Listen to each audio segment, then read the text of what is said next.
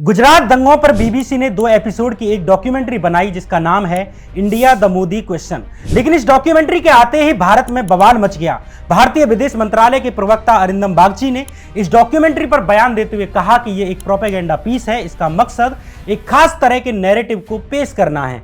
BBC की इस documentary में ऐसा क्या है कि भारत सरकार इसे भारत में दिखाने ही नहीं देना चाहती।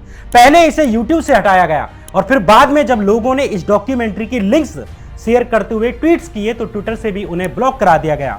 आखिर क्या है ऐसा बीबीसी की रिपोर्ट में जिससे सरकार इतनी परेशान हो गई कि भारत के आम लोगों को वो वीडियोज देखने ही नहीं देना चाहती। आखिर ऐसा कौन सा सच है जिसे मोदी देश के लोगों तक पहुंचने नहीं देना चाहते। गुजरात दंगों में आखिर मोदी की भूमिका इतनी संदिग्ध क्यों थी कि जब भी गुजरात दंगों का जिक्र होता है मोदी सवालों से भागने लगते हैं। आज के इस एपिसोड में इन्हीं तमाम सवालों के जवाब तलाशेंगे और जानेंगे कि आखिर कौन थे गुजरात दंगों के असली गुनहगार जिनकी वजह से गुजरात में 3000 से अधिक लोगों को अपनी जान गंवानी पड़ी, वो भी सिर्फ कुछ लोगों के राजनीतिक फायदे के लिए। नमस्कार, मैं श्यामीरा सिंह। उससे पहले कि गुजरात दंगों में मोदी की भूमिका पर बात करें, पहले गुजरात दंगों में हुए उन बड़े बड़े नरसंहारों के बारे में बात करते हैं जिन्हें सुनकर आप गुजरात दंगों में हुई दरिंदगी को शायद कुछ हद तक समझें।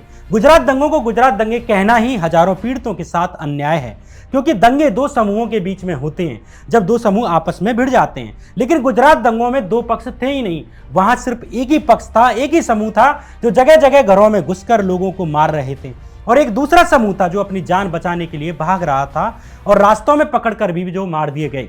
इसलिए गुजरात दंगों को दंगे कहना गलत है, ये नरसंहार थे। इनका सही नाम गुजरात के दंगे नहीं, गुजरात के नरसंहार है। दरअसल गुजरात दंगों के लिए पहले से ही गुजरात में माहौल तैयार किया जा रहा था। गोधरा कांड तो उसके लिए सिर्फ चिंगारी की तरह काम किया। उससे पहले ही आरएसएस के संगठनों जैसे बजरंग दल और विश्व हिंदू परिषद ने पूरे राज्य में सांप्रदायिक तनाव के लिए माहौल बनाया हुआ था। गोधरा में जिस ट्रेन के साथ घटना हुई उस ट्रेन की यात्रा के बारे में ही जान लेंगे तो पता चल जाएगा कि उस वक्त में विश्व हिंदू परिषद ने राज्य में किस तरह का माहौल बनाया हुआ था। गोधरा कांड और गुजरात दंगों की जांच करने वाले कंसर्न सिटीजन ट्रिब्यूनल की रिपोर्ट में भी इन घटनाओं का जिक्र है। इस रिपोर्ट के अनुसार साबरमती एक्सप्रेस 22 फरवरी के दिन अहमदाबाद से अयोध्या जाने के लिए निकली थी। इसमें सैकड़ों कार सेवक सवार थे।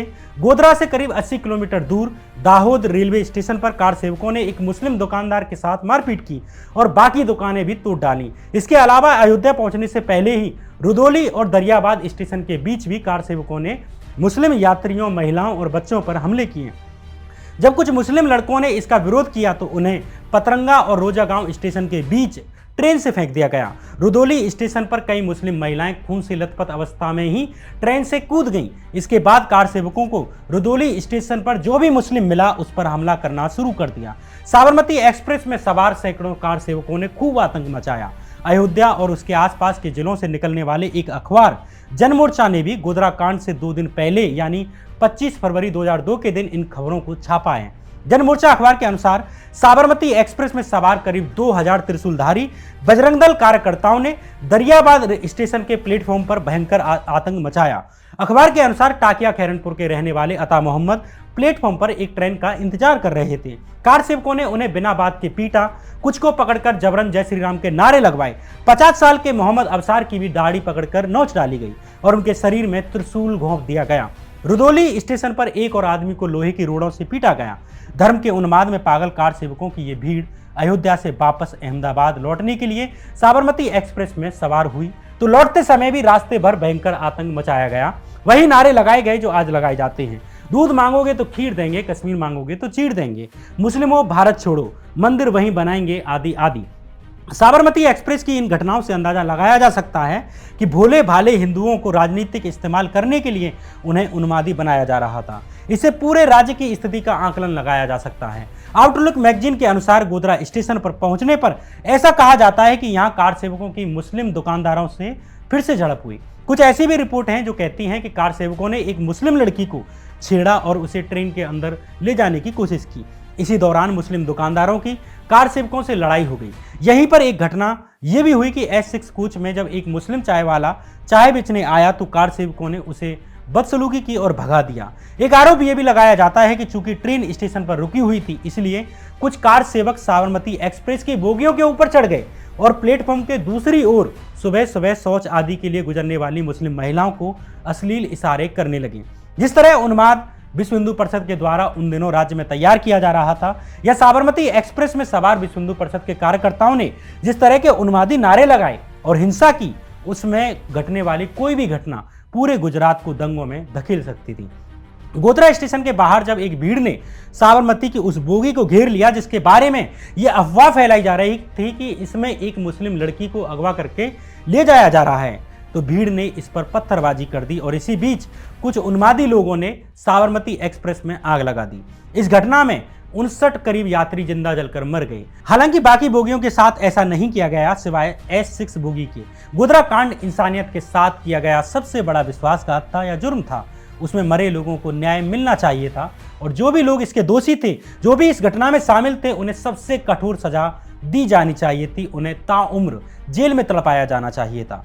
कार सेवकों के द्वारा किए गए किसी भी व्यवहार के लिए पूरी बोगी को जला देना किसी भी लिहाज से सही नहीं था, लेकिन इस घटना को रोका जा सकता था क्योंकि पहले से ही सांप्रदायिक घटनाएं अपने जोरों पर थी। लेकिन वो पार्टी, वो सरकार गोधरा पीड़ितों को न्याय कैसे दे सकती है जिन्होंने खुद ही इस तरह की घटना होने के लिए माहौल तैयार किया हुआ था और जो चाहते थे कि देश में हिंदू मुस्लिम हो, कभी इधर के लोग मारे जाएं तो कभी उधर के लोग मारे जाएं। गोधरा कांड से पहले हुए गुजरात में उपचुनावों में भाजपा हार चुकी थी। इससे साफ संदेश था कि कांग्रेस गुजरात की सत्ता में लौट सकती है, लेकिन भाजपा आरएसएस गुजरात में सांप्रदायिक माहौल तैयार करने में लगे रहे और अंत में गोधरा कांड की एक दुर्भाग्यपूर्ण घटना घटी जिसने उन्हें ये मौका दिया। गोधरा कांड 27 फरवरी की सुबह हुआ, लेकिन उसके पहले के गुजरात के माहौल पर बात करना भी जरूरी है। कॉम्बैट कम्युनलिज्म नाम की एक रिपोर्ट में फरवरी महीने में विश्व हिंदू परिषद के नेताओं के द्वारा दिए गए उत्तेजित करने वाले भाषणों का जिक्र है।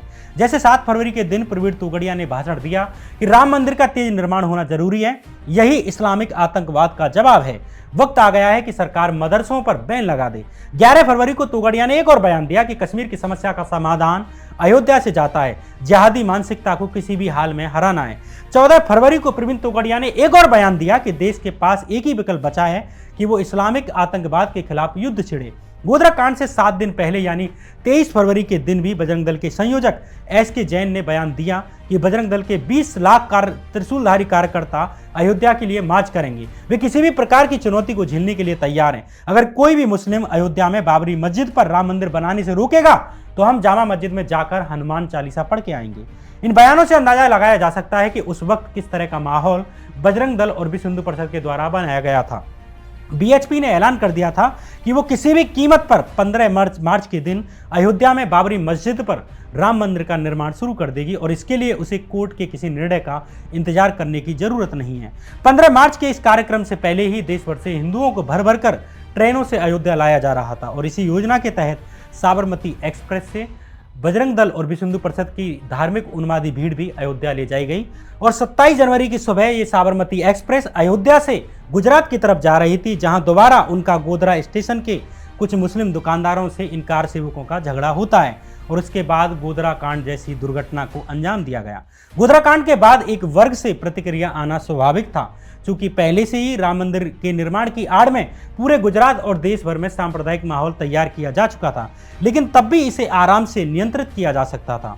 उन लोगों को जीवित बचाया जा सकता था जो असल में गोधरा कांड के दोषी नहीं थे, जिनका गोधरा कांड से कोई दूर दूर तक नाता नहीं था। लेकिन गोधरा के बाद पूरे गुजरात में नरसंहार शुरू हो गए। ये नरसंहार इतने तरीके से किए गए कि ऐसे आरोप लगे कि ये पहले से ही सुनियोजित थे। इनकी तैयारियां भी पहले से की गई थी। यहीं पर आती है BBC की रिपोर्ट जो कहती है कि गुजरात दंगे पूर्व नियोजित थे, यानी इनकी तैयारियां भी पहले से की गई थी। दरअसल BBC की डॉक्यूमेंट्री ब्रिटिश सरकार के विदेश मंत्रालय की एक ऐसी रिपोर्ट पर आधारित है जो पहले कभी प्रकाशित नहीं की गई थी।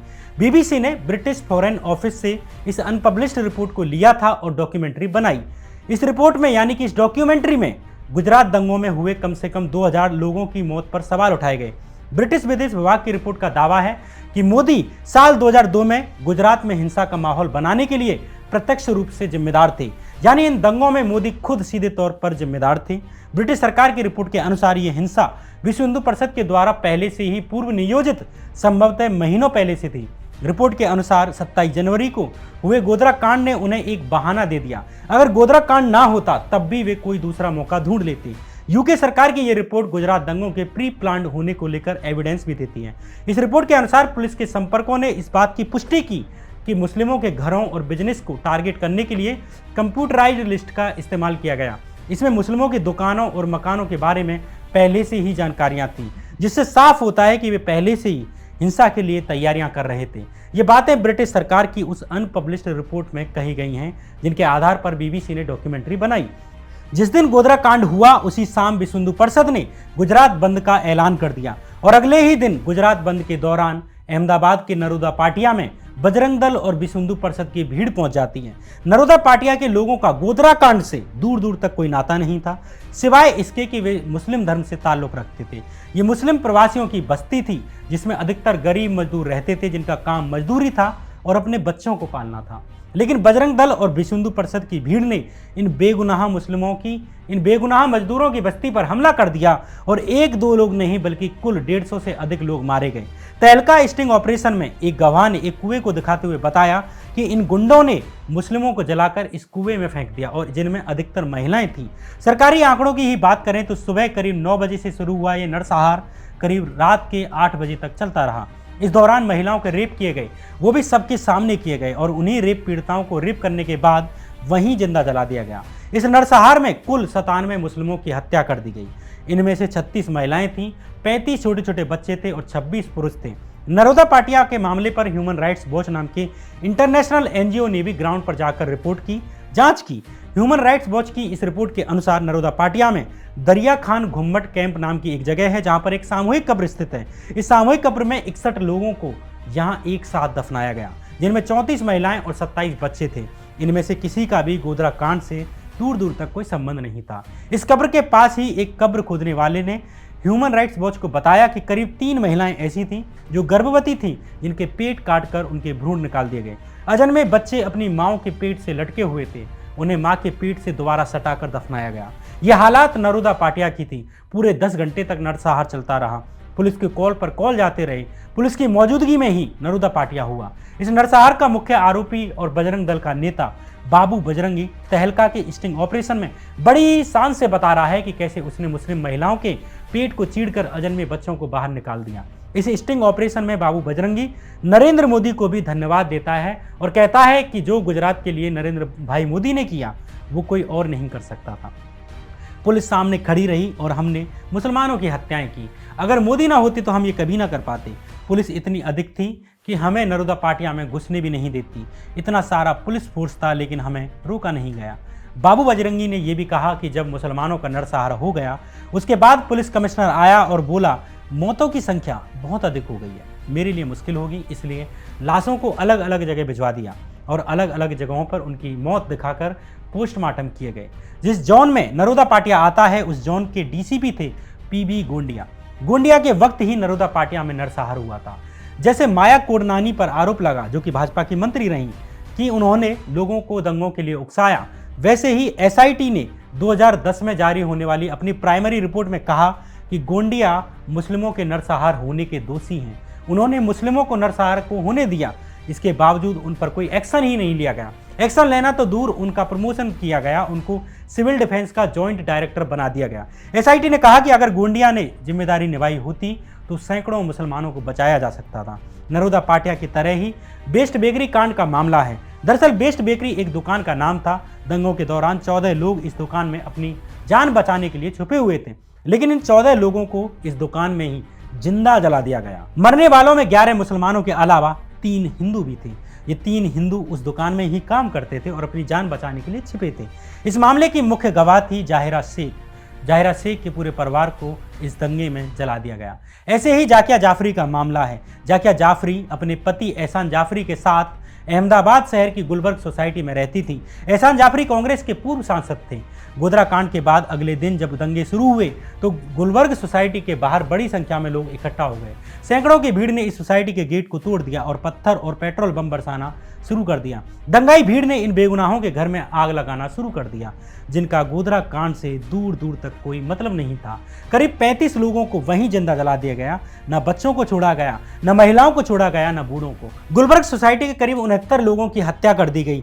ये भीड़ गोधरा में जिंदा जलाए गए 59 हिंदुओं का बदला लेना चाहती थी, लेकिन ले किससे रही थी? किसी के किए हुए की सजा किसी और को दी जा रही थी। ऐसे ही दाहोद जिले में भी एक ही परिवार के 14 लोगों की नृशंसता पूर्वक हत्या कर दी गई। इस मामले को बिल्किस बानो के नाम से जाना जाता है। 19 साल की बिल्किस बानो किचन में खाना बना रही थी, तभी उसकी चाची ने हड़बड़ाते हुए आकर कहा कि भागो, हमारे घरों में आग लगाई जा रही है। घबराई बिल्किस अपनी 3 साल की बेटी सालेहा को लेकर घर से भागने के लिए निकल आई। बिल्किस उस वक्त 5 महीने की गर्भवती भी थी। बिल्किस के साथ उसकी माँ, छोटे छोटे बच्चों और 2 पुरुषों समेत 17 लोगों का समूह था। ये लोग एक गांव से दूसरे गांव छुपते छुपाते भाग रहे थे। ऐसे ही एक कच्चे रास्ते से भागने के दौरान 2 ट्रकों में लदकर आ रही एक भीड़ ने इन्हें देख लिया।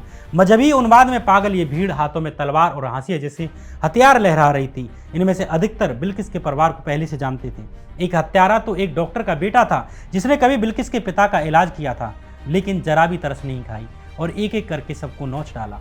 बिल्किस के हाथ में 3 साल की बच्ची सालेहा थी। एक हत्यारे ने बिल्किस के हाथों से इस 3 साल की सालेहा को छीनकर नीचे पत्थर में दे मारा और उसकी हत्या कर दी। बिल्किस की मां को भी बलात्कार करके मार दिया गया। उसकी चचेरी बहन समीम को, जिसने कि ठीक एक दिन पहले ही एक बच्चे को जन्म दिया था, उसे भी बलात्कार करके मार दिया गया। और उस एक दिन के बच्चे को भी, उस नवजात शिशु को भी मार दिया गया जिसने सिर्फ एक दिन पहले जन्म लिया था। बिल्किस के ही गांव के 3 हत्यारों ने बिल्किस के भी कपड़ों को खींच डाला और एक एक करके बलात्कार किया। जब बिल्किस होश खो बैठी तो उसे मरा समझकर हत्यारे वहां से भाग निकले। गुजरात दंगों के दौरान हुई इन घटनाओं में बिल्किस के परिवार के 14 लोगों को मारा गया। गुलबर्ग सोसाइटी में 69 लोगों को जिंदा जलाकर मार दिया गया। नरोदा पाटिया में 97 मुस्लिमों की हत्या की गई, जिनमें अधिकतर महिलाएं और बच्चे थे। बेस्ट बेकरी कांड में भी 14 लोगों को जिंदा जलाया गया। सवाल यह है कि इन बच्चों, बूढ़ों और महिलाओं और पुरुषों में ऐसा कौन था जिसे मौत की सजा दी जानी चाहिए थी? सिर्फ धर्म के नाम पर इन लोगों को मार दिया गया। इनका कसूर क्या था? इनकी जिंदगियों की सांसें क्यों छीन ली गईं? क्या ये सवाल गुजरात के मुख्यमंत्री और अब के देश के प्रधानमंत्री मोदी से नहीं पूछे जाने चाहिए?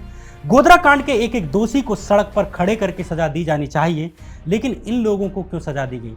क्या अपराध किया था इन्होंने? ये बात हिंदू मुसलमान की नहीं है। हिंदू और मुसलमान होकर मत देखिए, ये देखिए कि इसके लिए असल में दोषी कौन था।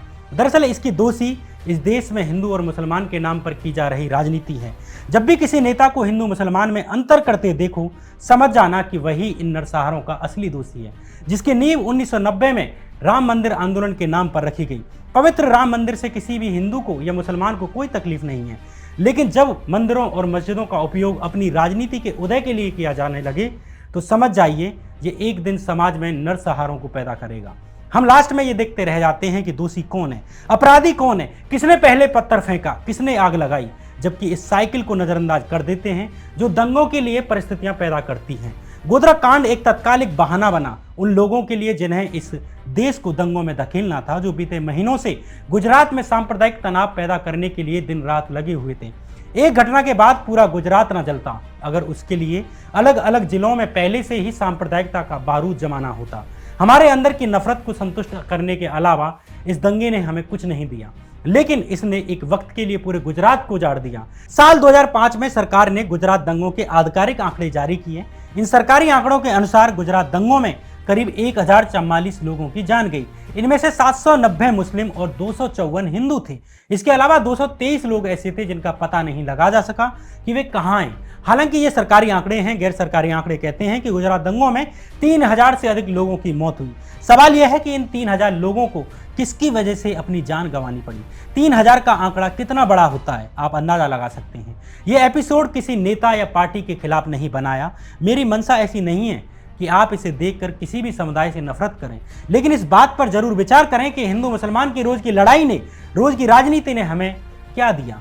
क्या इसका कोई अंत है? क्या हम ऐसे ही नेताओं के भाषणों का शिकार बनते रहें और वे विधानसभाओं से निकलकर प्रधानमंत्री जैसे पदों पर पहुंचते रहें? ये सवाल हमें अपने आप से जरूर पूछना चाहिए कि हमें कैसा भारत चाहिए, कैसे भारत में हम अपने परिवार और अपने बच्चों को देखना चाहते हैं। 21वीं सदी में सांप्रदायिकता के लिए लड़ते बिड़ते और जूझते देश को देखना चाहते हैं, या इस गुलिस्तान को बचाना चाहते हैं जिसके लिए कभी हम गाते थे, सारी जहां से अच्छा हिंदुस्तान हमारा। बहरहाल ये कहानी थी सांप्रदायिकता से जूझते भारत की। ये कहानी थी दंगों में झोंके गए गुजरात की। आप गुजरात दंगों पर बनाई मेरी सीरीज भी देख सकते हैं, जिसमें बहुत ही अधिक डिटेल में चीज़ें बताई गई हैं। जांच के बारे में बताया गया है और उन तथ्यों के बारे में भी बताया गया है। इसके बारे में भी बताया गया है कि गुजरात के मुख्यमंत्री को इस मामले में कैसे क्लीन चिट मिली। इन सब वीडियोज को आप मेरे चैनल पर इत्मीनान से देख सकते हैं। फिर अगला एपिसोड लेकर आऊँगा जल्द, बहुत जल्द। तब तक के लिए नमस्कार।